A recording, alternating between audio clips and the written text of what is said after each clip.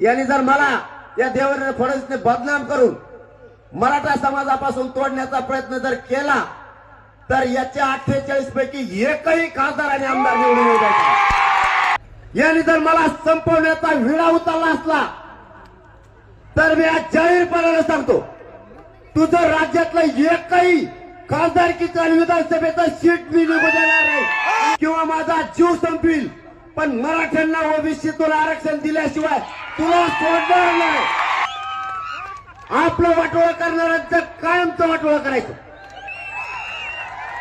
आपल्या लेकराच्या डोक्याला हे आरक्षण देऊन गुलाल लागू देत नाहीत। आयुष्यभर यांच्या कपाळाला आता गुलाल लागू द्यायचा नाही।